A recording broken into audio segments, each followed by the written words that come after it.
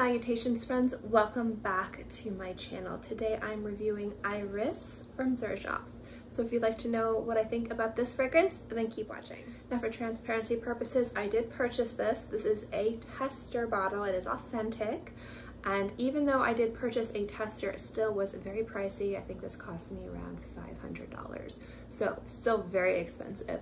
Full retail price is $650 USD. So it is a luxury, expensive bottle of perfume. And as I review it, I'm obviously going to be comparing it to other fragrances from Xerjoff and other luxury priced fragrances that are around the same price point per mil.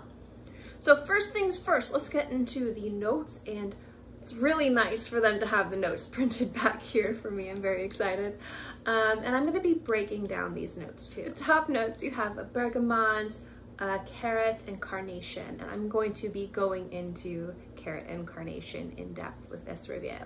At the heart, you have orris butter, rose, jasmine, ylang-ylang, and violet. The base, there we go, the base. It's been a long day, guys.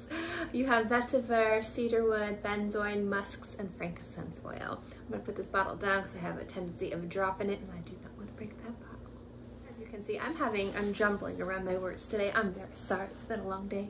So let's talk about this fragrance, shall we? Iris is a gorgeous note, a beautiful note, one of my favorite notes. It is also a very expensive ingredient in scents. Now you can find it in a lot of different compositions, in more affordable fragrances, in very luxurious fragrances. For me, Iris, I like to experience something that's powdery and marshmallowy soft without sweetness. And if there's sweetness to it, I don't like it to be like a sweet Iris. I like it to have other sweet notes that kind of bring out the beautiful powdery Iris without making it too overtly sweet. Now I do love sweet scents, but to my nose, whenever Iris gets too sweet and it's not like balanced, it can smell like grape soda. And I love those types of fragrances. I think they're fantastic. But when you're spending hundreds of dollars on a bottle, you really want to get all the beautiful nuances and all the sophistication and all the elegance out of those notes and not dumb it down by maybe it not being blended well. What I like about this scent specifically is the carrot and the carnation in the opening.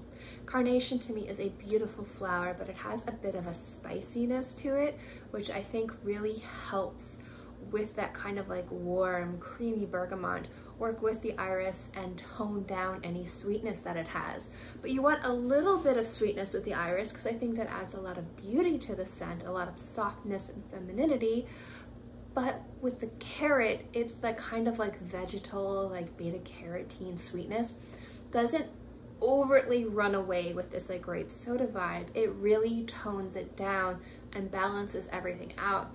And that's why I think carrot is such an important note to be paired with iris fragrances, specifically masculine or dominantly unisex fragrances with iris. It tones down that overtly grape soda candy sweetness that can make this type of scent and this type of composition smell a little bit too sweet, a little bit too heavy, and lose a lot of the little delicate nuances.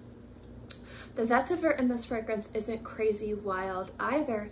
It's dry and grassy, and again, that helps balance out that kind of soft, buttery iris, but at the same time, again, it doesn't overpower or take over the balance that the carrot, carnation, and iris have. And I think the violet again adds a little bit of sweetness, a little bit of an aromatic quality that again balances out this iris. What I like about this scent is that everything is coming together to really put the iris front and center. I wouldn't say that iris is the most beautiful and the most perfect iris fragrances, but it's one of the best. And I think that's why it can command such a bigger price point.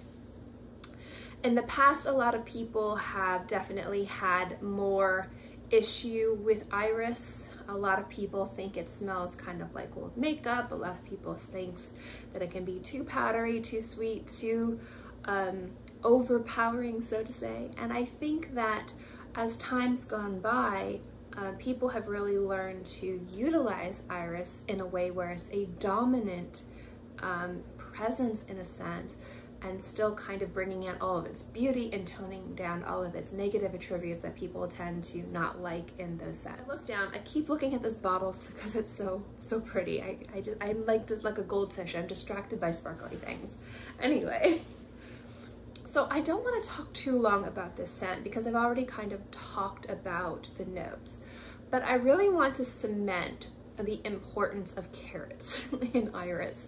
And I thought about doing a video on this and kind of bringing out different examples of where it's particularly utilized well. And it's nothing new. It's definitely, I see it in a lot of very iris dominant, beautiful, classic, exceptional scents where carrot is there. And the beauty of carrot, I think, is how it's perfectly paired with iris, and it adds that sweetness that the iris needs to kind of elevate that powdery softness and kind of maybe taking away a little bit of the bitterness of it, while at the same time not making it so sweet that it smells again like cheap candy. And I do like a grape soda like type scent. The sweet gourmand scents that utilize that are fantastic. But when I'm looking at a high-end luxury iris scent, I don't want that. I want the subtle, soft sophistication of what iris is, that beautiful aromatic powderiness that has a little bit of bitterness in there, but you still want that little bit of sweetness to balance everything out. It makes it smell more vibrant, but still soft and less stale.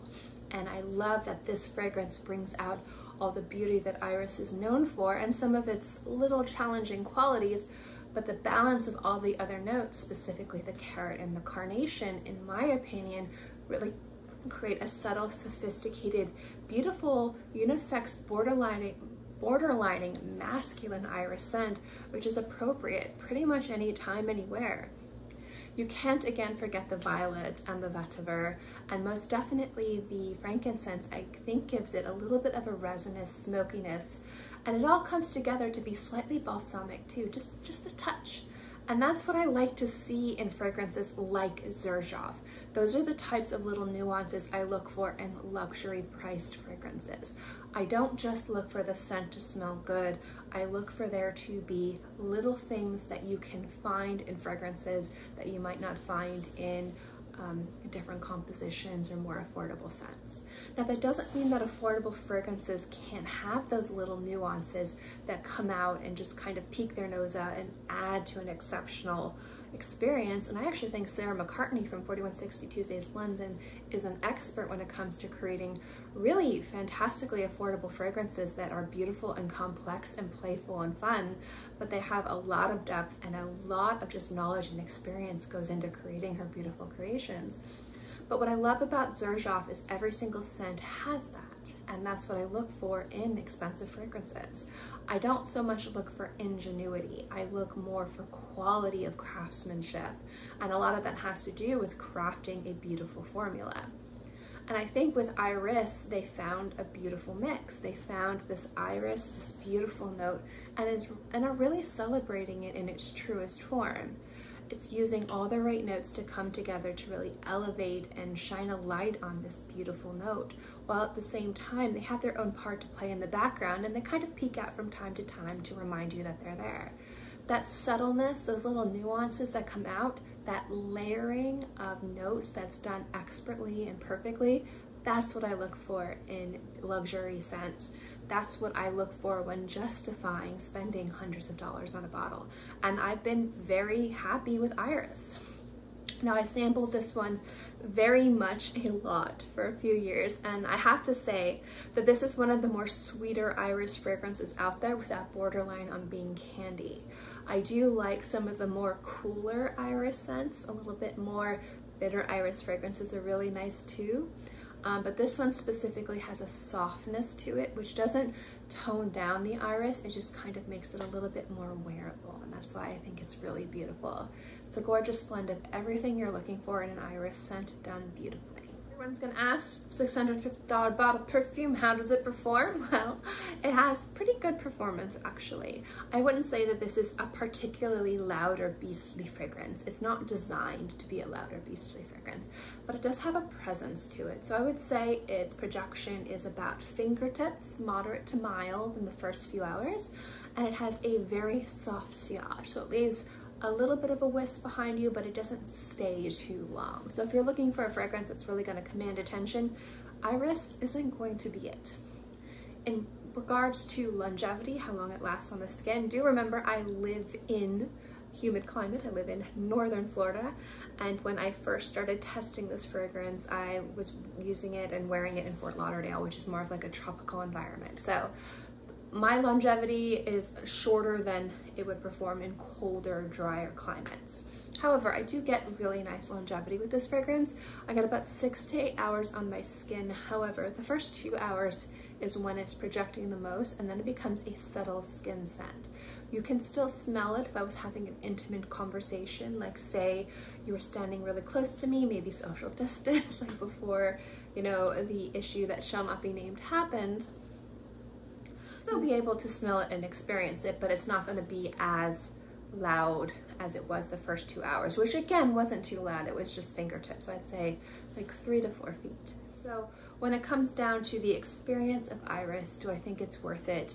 If you are an Iris lover, yes, I definitely think it's worth checking out, maybe going out of your way and getting a sample or a decant of it to experience it. I think it is ridiculously beautiful. This scent had been on my must-buy list for a very long time, and I finally treated myself to it as basically a birthday present. It's one of the birthday presents I got myself, and it's something I'm very happy with. But it is very expensive, and there are other beautiful Iris scents out there that are a fraction of the cost that you can definitely get and love and enjoy. I do think Iris from Xerjoff is worth it. I do think the quality of the juice, the beautifully crafted blended scent, and just the presentation, everything about it is impeccable and perfect. So if you are looking to indulge yourself and get a beautiful scent and you're an Iris lover, I think Iris is worth checking out. In any case, guys, thank you so much for watching this video. I hope you enjoyed it, and I'll see you guys next time. Bye.